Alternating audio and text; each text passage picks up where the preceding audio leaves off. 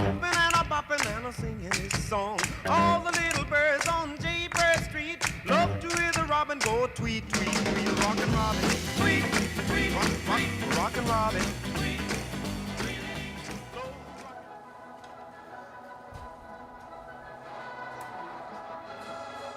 Don't you love this? I'm loving it more and more. Don't you? Where's my pony? Hi, Silver! Okay. I figured that opening. Oh, I just broke my chair. Don't worry. These things happen. It's all about being poised and ready for anything. Show. Welcome to Life is Good. I'm Heather McEwen, your ever-loving hostess. And if you have another chair to donate to this particular set, you'll take it right now. If I happen to disappear right beneath the table, just talk to Rick. But this is Rick Ufford-Chase, and we're going to introduce you to him, if you don't already know, this wonderful gentleman, because he's running for city council in Newport. And do not adjust your set, because you're going to learn a lot about how good people can be around here and how great Newport is and will be again. So here we go. Rick, welcome to Life is Good. Thank you, Heather. I like a dramatic entrance, but I appreciate the dramatic entrance. You've got a good sense of humor. I didn't think you'd mind if I broke the chair and messed up the music. And rode a pony. Everybody should, you know. I've always wanted to do that, but that's another story. I have something for you to begin. You do? This is a pressure gauge. And you say, why are you giving Rick Ufford-Chase a pressure gauge? It's because every time you are in a meeting at city council, and it was my father's. Really? Yeah. Every time you're in a meeting at city council, the pressure goes down. The smiles become universal. And I don't hear anyone else getting a round of applause after making a comment. And that's what you can do to a meeting. So I assume that's what attitude you are bringing to the office. It's a beautiful gift. Thank you. Thanks, and Dad. I will treasure this gift. Thank you. My dad knew I had no mechanical aspirations. Well, when your tires are low, call me and I will come and check them for you. I have a story about that, but never mind. Thank you. Anyway, yeah, please treasure that. I will. Thank you. But what I've noticed since I've lived here for 5 years, meetings tend to be a little hot under the collar over the minutia in life.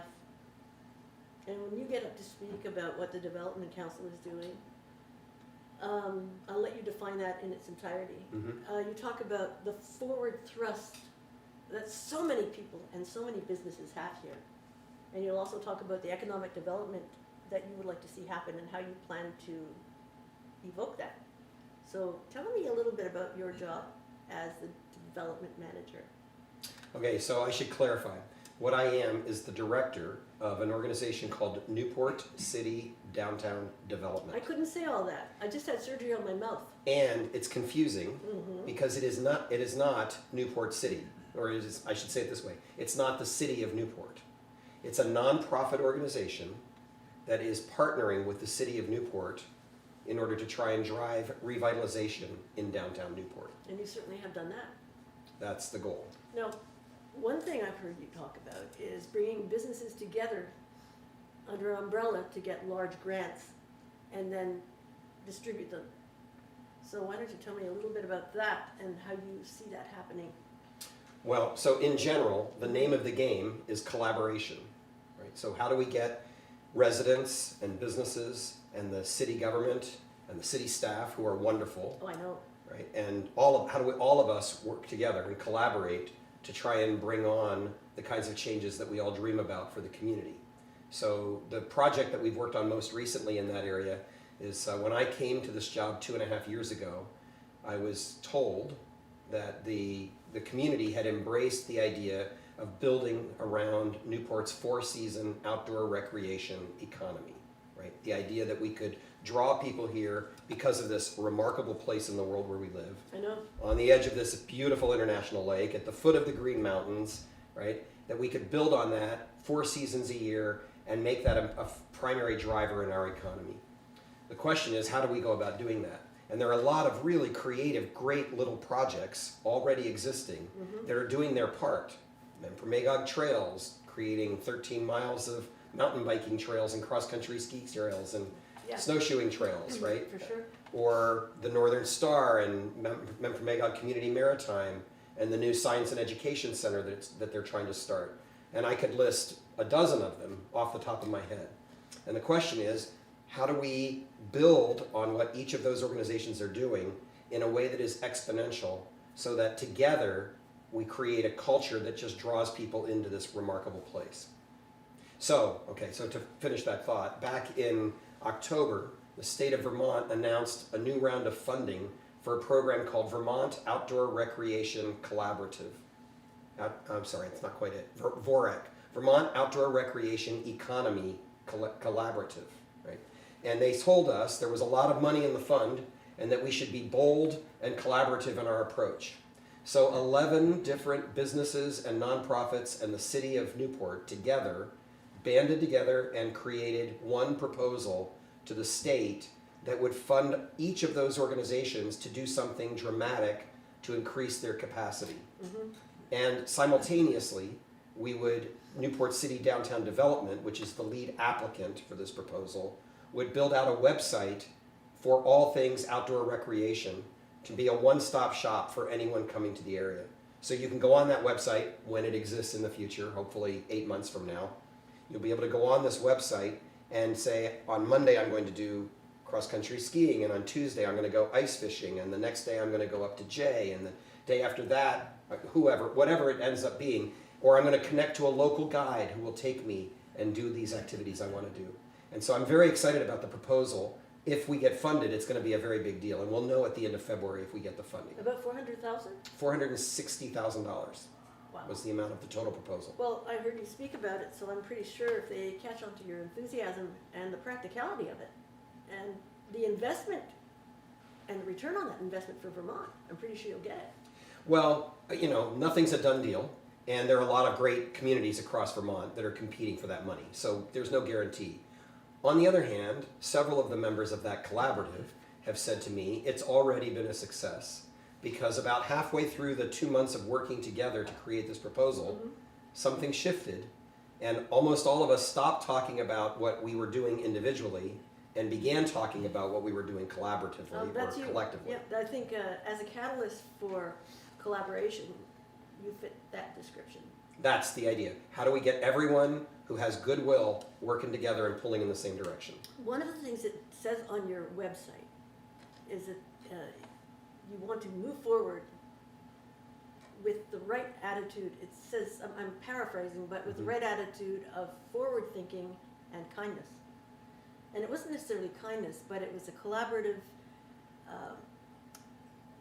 compromising, joyful reach to get something done together without nitpicking. And that's totally paraphrased, but I did not write the website. It's really a good description of how you are and how you are in a meeting. I've watched you since I met you. I met you when you were doing the Northern Star volunteer thing, and then I didn't see you again for, 2 years. And I needed something in Newport. I was told to contact Rick. I had been beating my head against the wall for a little while, and within 2 days I was put where I wanted to be with the right environment, and it turned out to be very good. And I had to clean out an entire building, and it was impossible, and so Rick organized 2 trailers and 5 volunteers, some from California, New Orleans, California, Felicia Updike and her family, your parents, and within an hour and a half that place was clean. 2 truckloads, and you still have it at home and you're still dispersing it? No, it's all gone. It took me 2 months to get it all in the dumpster. I don't know how you got it all It's all gone. 2 months, well thank you. Well, that, without any fanfare.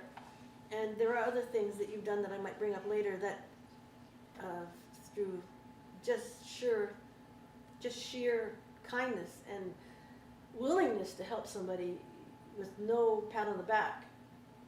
I've watched you do that, and that's very unheard of in what is usually a pretty narcissistic society where people don't always do things without recognition. I'll just say, I'll push back a little bit. I think that, at least in this community, and I'd say most places I've lived, there are a lot of really big-hearted people Oh, yes. who are quietly doing amazing things I agree. and rarely get noticed. And what does happen is that negative voices overpower But maybe that's what I'm those trying other to say. voices, right? And so the question is, how do we make sure that generosity of spirit is the first thing that people know about our community, way in front of any of those negative voices? Well, we have one foot in quicksand right now with negative voices, but the other foot is strongly making its way out of that quagmire into the positive things that we should have here. And Right. So let's be fair and honest, right?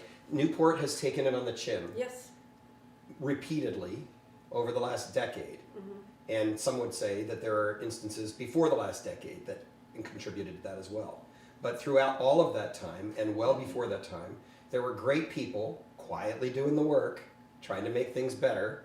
And for a little while now, that kind of, the general negativity mhm. has overtaken the ability of that quiet, positive work that's going on to be up front and noticed. Well, But my judgment is that that's what's really shifting right now. In general, I think most people can feel what's taking place. I felt the shift. Yeah, me too. I've been here 5 years, and we went through the COVID thing and all that sort of. And I grew up 6 miles from here, across the lake, so I was in Newport all the time as a child and young adult, and I love being here so much. And when I lived in Franklin County for over 30 years, I moved into it's an impoverished area with rich souls. Mm-hmm. And we bartered and we got through. We raised our kids. We did everything together. We wanted something. We made it together. There's such. But I moved in as that was already in place. Mm-hmm. Newport had a few cracks, but they're filling in. And like you said earlier, we're standing on the shoulders of people who have come before, who have made Newport, and we're just sustaining it and making it better for not we, you and your group are making it better. With respect to the people who did it all before. That's right. Right. That's- I want to be clear. Nothing that we're doing with Newport City downtown development is happening in a vacuum. All of it is built on a combination of the people who have been here for decades Mhm. and the ideas that they've had and helping them to feel positive and supported and encouraged and valued. Valued. And there is a fresh spirit that is being brought into this little city by some amazing people who didn't grow up here. I know. And there's a whole generation, a younger generation of 20 and 30 and early 40 somethings who are very excited. They've chosen intentionally to come to this place to live in the world.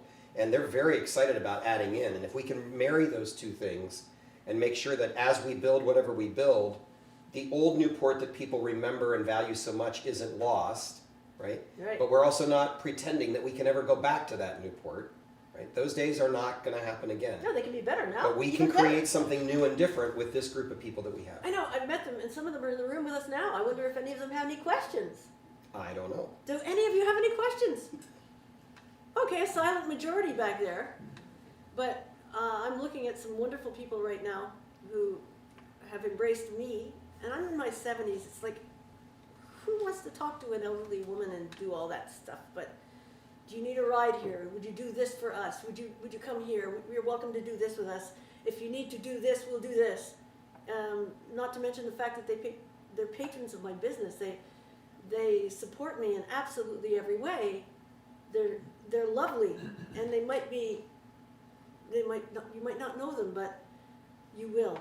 And they are tremendous for this area, and I am inspired every day to keep an open mind, to smile, to stay strong, stay optimistic, because I'm following in their wake. And I love them, and they're being quiet today, which is totally weird. So can I tell a story about that? Please tell a story about that. So Newport City downtown development has to exist if Newport is going to hold on to a state designation called designated downtown that gives Newport priority when public money is available to do development work, right? So in order to get that designation that will help to revitalize our downtown, there has to be a nonprofit partner committed to community and economic development Okay. that works with the city. That's our reason for being. So coming out of the pandemic, there was a board of directors that were struggling mightily to hold things together, but there wasn't a single active volunteer at that point, and there were no active committees of this organization. And they couldn't let it fail because if that organization doesn't exist, Newport loses its designation by the state as a designated downtown. So it was very important to keep it alive. And that's when I was given the great good fortune to come and be a part of it. And I had been in the job about 6 or 8 months, and the woman who is now our board president, Sarah Chadburn, who grew up here and works at Community National Bank, I said to Sarah, there have got to be young adults out there. I just don't know where they are. And she said, well, I do. I'm part of the NEK Young Professionals group, and there are a whole bunch of us who live in Newport or work in Newport. So I asked her, would you get those folks together just to tell me what they think ought to happen here? So we all got together one afternoon at the Tasting Center. Eden, Main Street, Newport. Main Street in Newport, yep. We all got together, and none of them knew me. Sarah introduced me, and I said, I'm just going to sit here with my laptop and take notes. You tell me what doesn't exist in Newport that you wish existed. And it boiled down to one thing. We wish we didn't have to drive to Littleton or Burlington to find something to do on a Friday or Saturday night. So over a period of a few months, we began kind of dreaming about what that might look like. And in the wintertime, I mean, there's plenty to do here in the summer, right? It's easy. But in the wintertime, it's long and cold and dark. And so a year ago, that group of people together as volunteers created Winter Saturdays. Oh, is that That's how it came how to Winter pass? Saturdays came to be. Oh, tell us about Winter Saturdays So- in case you don't know. So we're in our second season of Winter Saturdays now. And this year, it's 2 months of Saturday night activities at the Gateway Center in downtown Newport. And it's all volunteer driven. And basically, we have a local band that folks love. We have different local bands every week. We have kids' movies upstairs, Disney movies for kids. We have local food. Right now, the last few weeks, it's been provided by North Country Career Center Yay. culinary students. Yes. Right? And for $15 per adult, no charge for kids, families can come and get dinner and dancing, and there's a cash bar, and the kids have something to do upstairs, or they're welcome on the dance floor, and it's great spirit. And we have between 50 and 120 people pretty much every week, and folks love it. I'm going this week. Are you? You're going to come for I'm 3 TA? I'm volunteering. Fabulous. So it's really an amazing event that is now kind of becoming a backbone of what it means to be in Newport in the wintertime. And it's all been done by these volunteers. And they're here, but they're being quiet. Several of them are here. And we call them, now we've given them a name, they're called the crew. And the crew meets once a month and they think up all the next things they want to do together. Isn't it a great story? It's the soul of Newport City downtown development. We wouldn't have come back to life if those roughly 20 younger people hadn't said, we're willing to give our energy to make this happen. And they're doing it. And they're doing it. And how about Wednesdays on the waterfront? Yeah, I mean, that's such a great, incredible success I story. love that. I go down on my bicycle. And Yeah, me oh, too. wonderful. Long before I came along, right? Andrea and Vero just had drinks together one night and said to each other, well, how come we can't have fun waterfront concerts like they have in Boston or Providence or other places? And so they made up this crazy idea, and they've now had 6 seasons, I think. 6 seasons It's of the live best. music, I'm loving it. free concerts on the waterfront. Last year, it rained all the time, and the only day it didn't rain Wednesday. every week last summer was Wednesday. You better touch wood on that. It one. was amazing. So we never missed a single concert last year. And last year, I was so shocked when they had a Beatles group. I mean, I was a Stones fan, totally Rolling Stones. But I actually fell in love with those Beatles, and I could understand Beatlemania, even though, they were my... You were a teeny bopper for the... No, I had Elvis. So I would not So stab you Elvis. were a teeny bopper. Yeah, but I was in love with Elvis, so I couldn't stab him in the back and leave my Elvis Presley for the Beatles, because everybody else was. But they were so blinking good, and they were just like they were on the Ed Sullivan Show. They dressed for it. They did. Yeah, they did. And They then were the really next fun. week, they had somebody else the next week, and they were fantastic. They were from Quebec. Yeah. And I think, oh my God, they're here now. And my daughter came over to the mountain, and she got me up dancing. And I defy you to find a more fun, more beautiful setting you can't. for free outdoor summer concerts And they're than packed. the shore of Lake Memphremagog. You have to have 1,000 people there. Yeah, most weeks I'd say there are between 800 and 1,000. It's amazing. And there's food trucks. I've seen you running around with the food trucks. This last summer we added food trucks on Main Street to give people an option for food and also to draw them down Main Street and help them remember, oh yeah, there's a downtown here. Darn And we right. could be supporting these downtown businesses all year long. Yeah. So we were very intentional about, people complain, how come you're making us walk a block to go find the food trucks? And my answer was, because I want you walking by these great small businesses on our main street to get to those food trucks, and I Yeah. want you to remember them the rest of the year. Good answer. But it was packed because I would stand there and just watch it was packed on Main Street. And, the food truck smelled so good. I know, it was great. I'm thinking of getting one just to park it in my backyard so people think I cook a lot. That's an impossible. Good luck with that. Yeah, well, we've got bread in the oven. So I've got to check the time on the bread in the oven. You have 19 minutes before you have to change that, my dear. Thank you. You're welcome. And then we'd like you to show it on air if it comes out well. So something good comes out of my oven instead of cremains. Some toast. Anyway, what I really like best, when we stand on the shoulders of greats who've gone before us in any endeavor, it's a wonderful thing. Mhm. So speaking of the shoulders of greats, talk about your folks. Oh, well, so I met your mom. And So your- both my parents' families are from Lowell. My mom grew up there. My father's mother grew up in Lowell, although he did not. And I did not grow up in Lowell because my folks moved away before I was born. But I grew up being a 4 time a year visitor my whole life. I don't think I've ever missed a Christmas holiday in Lowell with my family. Yeah. And we are still on the land my mom grew up on. Her father was Archie Powers, and he struggled all his life to purchase that piece of property that we're still paying for today to try and pay it off. And it's this beautiful 100 acres on our side of the road, wooded land. And so, I can't really talk about my folks without talking about that community that I think shaped them. And my mother she has to be the most generous person I've ever met. I would second that. She will give you absolutely anything, and she'll work. I've seen her spend all night wallpapering a girlfriend's house. Like that was normal in my house growing up. She would disappear and come back at 6 o'clock in the morning, having spent all night wallpapering a friend's house. And she's still doing it. She's 78 years old. Oops. And she is, Nothing wrong with that. the last couple of months we have neighbors whose house burned down in September, and she's been over there every week staining wood and upholstering things and painting and helping to get their house back up and running again for them. It's just who she is. And my dad's the same way. And you're the same way. Well, I think I am a product of their way of approaching the world. That's very Someone asked me, my wife and I recently left the little cabin that we built in Lowell on their land and moved into Newport. And somebody said, well, how are your folks going to feel about that and about your run for city council? And I said, they're going to handle it the same way they've handled every crazy cockamamie idea I've come up with in my life. They're going to say, Good this for you. sounds amazing, how can we help? And that's exactly what they're doing. That's what parents should do. I've been unbelievably blessed. Well deserved. How do you like living in Newport? Is it any different for you now? I'll tell you my favorite part of Newport so Yes, far. Yes.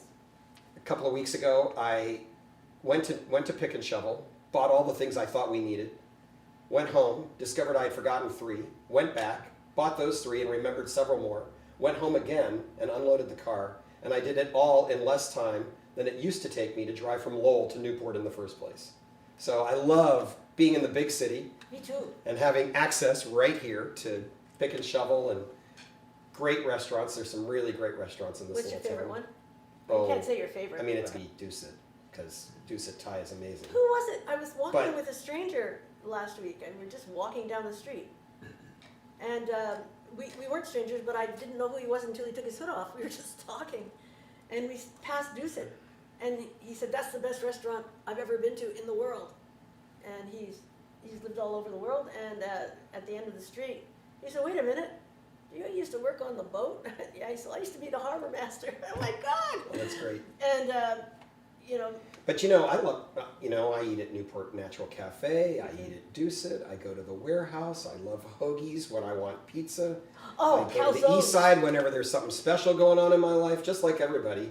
We've got a great array of, my wife Kitty took our son to Lago last week to celebrate a new job that he got. Ooh. We have a pretty great collection of restaurants. Living here for me is fabulous because we've got sidewalks. Yeah, When I lived in Franklin County for over 30 years, we had no sidewalks. right. To walk in the middle of the street to get anywhere. Well, no, it was like 105. And now that people are texting all the time, you take your life in your hands if you don't have a sidewalk. So the first thing I listed on my wants for my new location was sidewalks.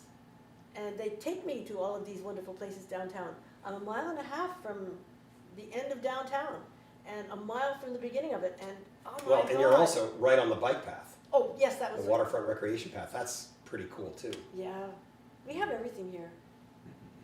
If there's a prettier bike path along a lake in this state, I haven't seen it. No, and it goes right up to Quebec and Yep. attaches to the one, and I do that every morning, so to Ayerscliffe and back, and it's totally zen. But I have a question. We have all this stuff, but how are we going to bring business in? Well, that's a great question, right? How do we turn around a downtown that has had repeated challenges, starting way back in the, I don't know, early 70s, mid 70s, when zoning changes began to allow commercial big box style stores, or encourage them, single-use zoning encouraged the kind of depletion of our downtown areas as they went out toward the outskirts of the city. Yeah. And 20 years later, 25 years later, the state, I think, had buyer's remorse and realized that they had really gutted the downtowns to everyone's detriment. And so that's when they created the designated downtown program, right, to try and revitalize those downtown areas, not just here. We're one of 24 designated downtowns all over the state, and there are a bunch of villages too that do it. And the question then is, what's the formula that will bring that downtown back to life? What is it? So I think it's got to be, first of all, a long-term economic development strategy that says we need housing, market rate housing, mixed with subsidized or lower income housing, so mixed income communities in our downtown area, because until people live in our downtown, we can bring in all the cool little new businesses we want, and they won't survive. No, There's it's just straight not. it's closer, easier to go to Walmart.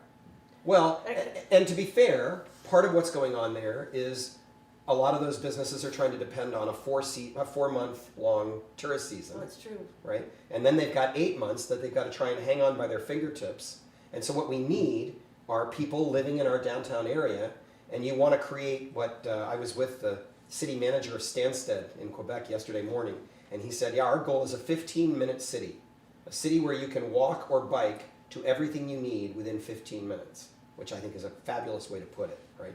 Yeah. And there are studies that I've read that say that if people live downtown, they will spend 40% of their disposable income within walking distance of where they live, if the services exist. So you've got to do two things at the same time.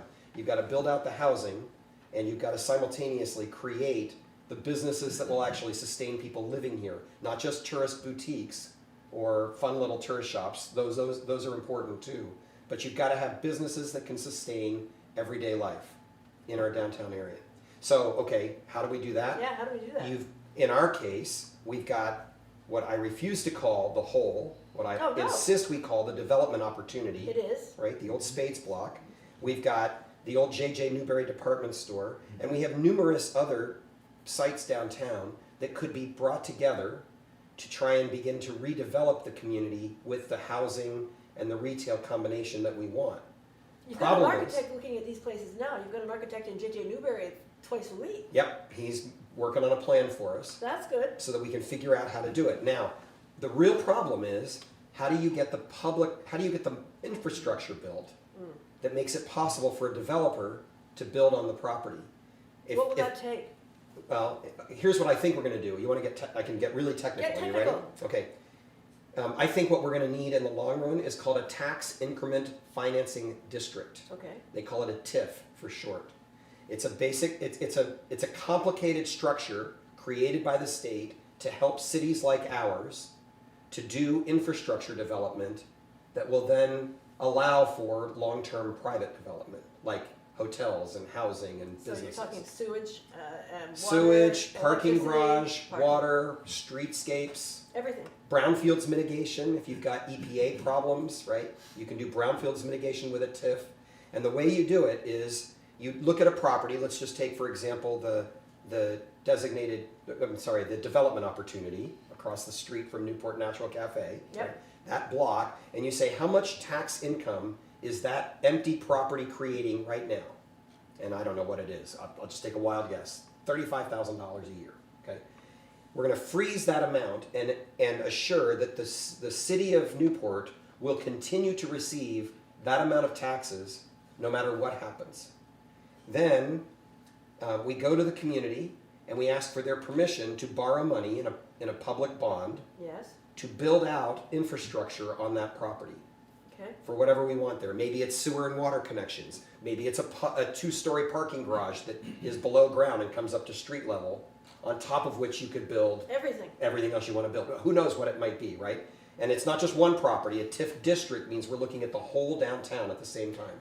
Okay, so hold on. So you take that money, you take the money you borrowed, you invest in the infrastructure and build out those things that you need, and you then sell the property to a developer with all the basics that have been taken care of. The brownfields mitigation work has been done, so there's no EPA problem. The water and sewer connections are there. Maybe the public parking garage has already been laid. And now a developer can afford to come in and build on top of it. What kind of a developer would you accept? Anybody who wants to build the things that we need in downtown Newport. Not with a free reign on what he thinks will No, capitalize. clearly we would want to say, here's what we want Yep. on this site. We Oh. want a hotel over here, and we want housing there, and we want retail here, and we want city government here, and we need a plan that looks at all of that together. And cooperation. Now the question then is, Yeah. how do you pay the loan back? Right? Remember, we borrowed money to build this. Well, So the answer to that is, the reason it's called tax increment financing is because the city keeps receiving the same amount, call it the $35,000, for the next 12 years. Mm-hmm. But the property tax on that property is now far in excess of that, because now it's got this beautiful building on it, right? So now you're taking in far more money, and the difference between the old tax and the new level of tax is what's used to pay back the loan. Okay, So the the taxpayer doesn't have to pay that loan back. okay. And then 12 years down the road, 10, 12, 15 years down the road, you've paid off the loan.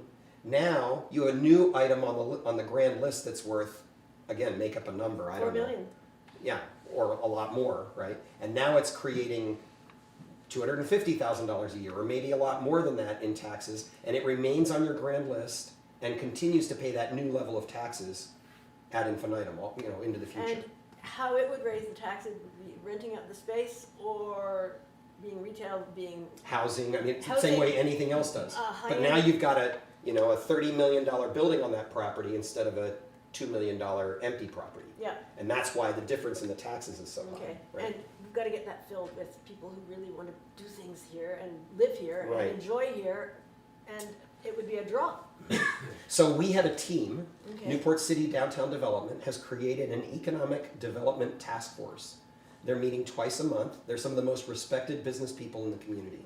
Rick Woodward from the Work Commons, and Dina Gray from Eastside, and Megan McClure from Farm and Forest Century 21, and Chris Hamblett from Pick and Shovel, Yeah. and Dave LaForce is chairing it from Built by Newport, and I'm missing some. Our two bankers, Sarah Chadburn from Community National Bank and Ellen Stanley from Pasumsic Bank. I think I've hit them all. Yep. Those 7 or 8 people meet twice a month, and they are working at becoming the local, if not experts, the local knowledgeable people about how this kind of development works and what it will take to educate our community to try and do this work ourselves over the next 10 years. Are you in touch with anybody like Tim Smith from St. Albans? Yes, I'm so glad you asked, because St. Albans, for us, is the holy grail of this kind of development. Hallelujah. If anybody's been there, the miracle story in St. Albans and the way they've turned that community around is Yep. built on a TIF district. I figured it might be after you started describing it. That's how they did it. I was in Franklin County for 30 some odd years, and Tim Smith was a great advocate of what I was doing and sponsored what I was doing all the time. Great guy, and a smart guy. Yes, and if you haven't been to St. Albans, go. It's beautiful It's now. amazing what they've done there. There's Check great out Taylor Park. restaurants in Taylor Park, and the Ace Hardware Entertainment. store that anchors there downtown, and new housing that's been built downtown, and a new hotel, New TV and a station. parking garage, a new TV station. That- All of that was done with TIF financing.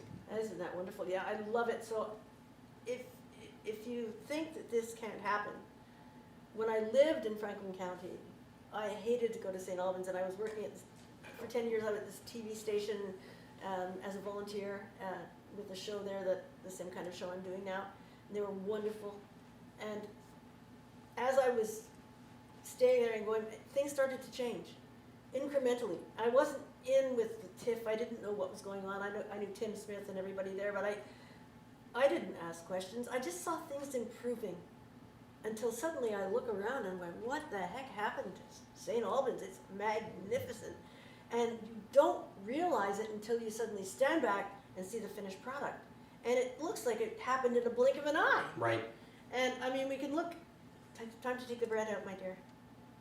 Thank you. We can look at Newport now, but I always say the motto for my newspaper was ideas plus energy equal results. Don't just talk about something, look for the action behind the idea. And when I think of Rick as a city councillor and the way he works with the rest of the people there, you get along with people, which is fabulous. You encourage the people who are already there without accusing them of things that don't exist or are so ridiculously tiny that we can't get on with business. We just have to keep our eyes On the prize. Keep our Whatever- eyes on the prize. focus on the things that actually can move us forward. And I believe in visualization, actualization.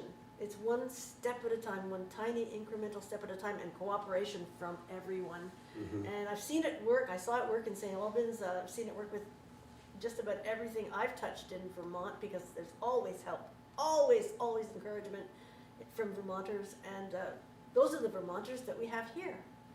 So when I came into this job, one of the people who was mentoring me and really helping me to learn the work was Mike Welch, who was working then for NCIC, Northern North Country? Communities Investment Corporation, I think it's something like that, and now works for NECA. And I went to St. J for a visit to just kind of look at what they were doing, and I came back and I said, I can't believe it, the change in that place since when I was a kid. There's someone in our Right. audience who'd like to add something to that. Well, no, so- my girlfriend and I went down there, just blew our minds, because just a few years ago, St. Johnsbury was in the same boat as Newport, a That's lot right. of empty stores, and it just wasn't much going on there. And then we went there last spring, and oh my God, cool little restaurants, an art store, antique shops. Hardware stores and Yeah, just- breweries and the brewery, and is it the same type of deal there? Are they? so I'm not quite sure how TIF has played in there, Yeah, but yeah. when I commented on all of that with Mike, he said, "Yeah, Rick, everybody calls it the one night, the overnight wonder, but he says it's an overnight wonder that was 29 years in the making, right? Like people had to be thoughtful and intentional and strategic for a long time and just keep working at it, and then all of a sudden, everybody said, wow, this feels different." And I think that's true here too. I think if we put our shoulders to it and we really work on it, 7-10 years down the road, everybody's going to say, what in the world happened in Newport? And it'll seem like a nanosecond Yeah. in retrospect. That's right. And the thing about Newport is, St. Johnsbury doesn't have the same aesthetic as Newport with the lake and, the paths and everything. It's,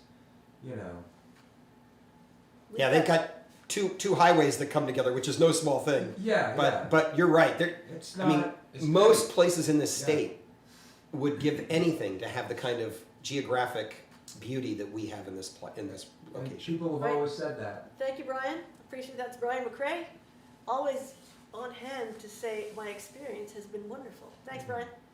And I hear Brian and Nancy raving about that day they spent there. Mhm. And I can't wait to hear people raving about the day they spent here. It's coming. I know. It's coming. I'm sure anybody watching this can feel the change that's already starting to take place post-COVID here in Newport. I know I do. I just love it so much. And walking into the stores on Main Street, you go to the Crooked Stripe, you meet Jay and Christy who are running it. They give free art lessons, free music lessons.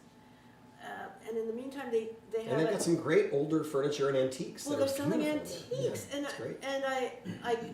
I got my Christmas presents in there this year, and I could afford everything, and they're all very well appreciated by the people who received them because they're really in good shape. But I go in there to talk, and then I go to Rad Rags and I talk, and to Donna and everybody else there, and of course, my wardrobe comes from Rad Rags, and it's pretty extensive compared to what it used to be because I can afford what's in there, and I love going in just for the fact that people are so blinking nice. Mm-hmm. Anywhere you go on Main Street, those stores weren't there when I first moved here, and they are now. So it's an incremental change. It's a positive thing. It's fabulous. I love it. Yeah, me too. And I don't know what's next, but please vote for Rick. Rick Ufford-Chase. Hey, can we talk about one more thing? Do we have Why time? not? It's your take. So I just want to talk about high school students in this community. Because Oh yes. Oh yes. we have a couple. One of the most important things, one of the most critical things I've heard over the last couple of years is people saying we want a community that will hold our kids here or get them to come back after they've gone away to school Exactly. to raise their families. Exactly. And in order to do that, that means we need to build out the trades and we need to give our students an opportunity to create things that they will see themselves in the future. Definitely. So we got two projects going on right now that are just quick Let's examples talk about of that. those because I love it. So one is this great project we're doing with an art teacher at the high school, April Caspari. Caspari. Mhm. And we went to her advanced art class and they drew conceptual drawings for a sculpture project. And we got a grant from Vermont Arts Council. And if all goes well, we will begin to install 10 sculptures. They'll be flat against a wall. Don't But- picture like something on the sidewalk, right? They'll be mounted on the wall, and there'll be plexiglass background that has etching in it, and then a piece of aluminum or stainless steel or buffed steel that has cutouts in it, the stamped metal basically with the design, and it will be backlit. I know. So you'll be able to see it. In fact, Amanda Boucher, who's been co-chairing this committee, says that she's hoping that the lights will actually be changeable. And we were talking the other day about whether or not people could interact with them and change the color of the LED lights Okay. on the sculptures as they walk by, just to have a chance to interact. Anyway, the point is, the students will be able to see themselves in it. And I had the coolest thing happen to me. Tuesday before Thanksgiving, I was up at the Price Chopper with my wife, and we were in the checkout line, and I had just found out that we had gotten the grant from Vermont Arts Council for $15,000. And I said this to my wife as we stood there in line, and this young woman who was checking us out, who I did not recognize, said, "Oh, are you that man who came and met with us at the high school?" And I said, "I don't know, are you in the art class?" And she said, "Yes." And I said, "Then I've got great news for you. You're gonna do I it." just found out today that we got the funding." She was so excited, she called 3 other friends over to meet me and tell them about how excited she was that her design was going to be part of this project that would happen in downtown Newport. And that's the magic, right? If we can get those young adults, those teenagers, to see themselves in this community, that will hold them here. That will, and it's improving the community. It's something to be proud of. Yep. So the other one we're doing Yes. that Oh, the is, house. yeah, a really big deal is Gwen Bailey Rowe from North Country Career Center, the Yep. tech school, Yep. came to me, I don't know, a year ago now, it was only a year ago, and said, there's state money available to give us a no interest loan if we can find a partner to buy a house to be renovated and our students do the work on it. They're as working on it all as the workforce time. development. So that's how we bought NCDD. Our board jumped, even though we'd never done anything like this. Our board said, this sounds like an amazing idea. So we bought a house on the corner of Union and East Main. Everybody knows this house. It's the old white farmhouse with the red barn behind it. And it's got this decrepit looking foundation right on the sidewalk that is looking a little better these days. It's coming. So the students started on that in September, and they have done almost all the demo on the interior. And they're doing, on the demo side, they're doing pretty much all the work themselves. When we get into the kind of certified trades, they'll be working basically under the direction of certified plumbers and electricians and that kind of thing. But it's all being managed by Jeremy Bro, who is the building trades teacher at the school, and who he himself went through a program similar to this a generation ago at North Country Career Center, and then they stopped doing it, and this is the first of bringing it back. So I'm just thrilled to be involved in a partnership where we're saying to these young adults, if you want to learn a trade, we will put you to work in this community. You Yeah. don't have to go somewhere else. I know. Well, what more could we add to that? That so makes me so happy every time I pass that building and I see the sign. Me too. And I know that the teenagers are in there working, and I don't know. You look at the young people today, and everyone says the same thing. Every generation says the same thing. You know, my generation. Well, when I look at this generation from North Country High School, I have met Brian's students when he was teaching photography. I've met so many others. Gwen Bailey comes here and talks to me, and we went on a hike this summer with April and Gwen, where I stayed quiet listening to them talk about how great the school was and what it was doing. And the children are learning so much at this career center that was never offered when I was young. And I think it's one of the best schools I've ever seen. Yes, Brian, you're raising your hand, yes? Yeah, I was going to add that the Career Center is doing a lot more now with expanding and, you know, with the adult learning stuff. And we took a pottery class with April over the summer. It was a mix of, you know, older folks and young, you know, high school kids. And the younger kids will stay here now that they have a trade that can sell here. That's the thing that I think is so important is, you know, we've got a classroom full of kids. You know, sometimes you don't have that kid that sets the bar, you know, but when you've got adults in there and they're learning at the same time with these students, you know, we've all been out and worked a day or two and know how to get to a place on time and do our best at everything that we do, and I think it's really great. I think, you know, it's inspiring to have this mix. I think, you know, your learning shouldn't stop, you know, when you graduate from high school or college or whatever. I love learning just for the sake of it, And if you can set something the like example that. for the young people, and they can keep up to your bar. Yeah, right, exactly. That the Career Center there's a great opportunity for. I know they're expanding the number of things that they're teaching. Mhm. We also have community college here. You know that Yeah. has there's a lot of opportunity there. But I you know really think that this area can grow and expand. You know, with that, you know, if the people get the education. I don't know. It's a rural area, so we've got agriculture, but there's alternative types of agriculture that we're going to need to sustain us in the future with, and you know, if we could draw in some kind of investment, you know, for that type of thing, or, you know, extensions of, you know, the University of Vermont or State College or whatever. Go ahead, Rick. If, and here's the key, we're willing to take a risk. You do. Leadership has got to take a risk Mm-hmm.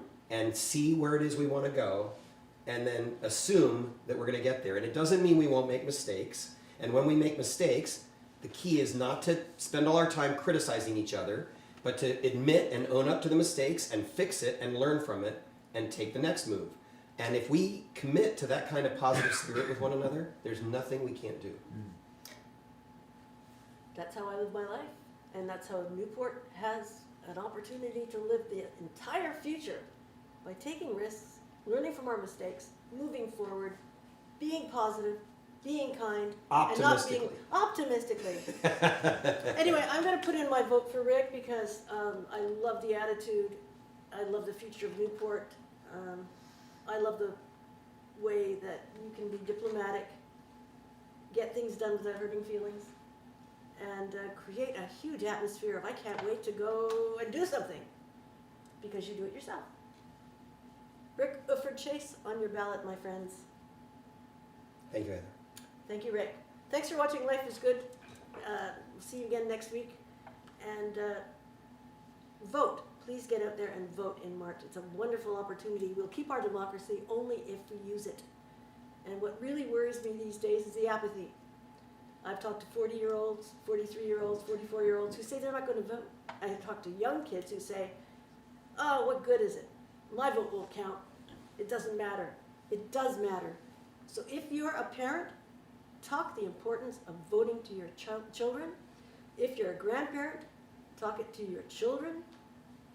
And just get everybody out there. Please. Let's what we have. Mwah. Thanks for watching.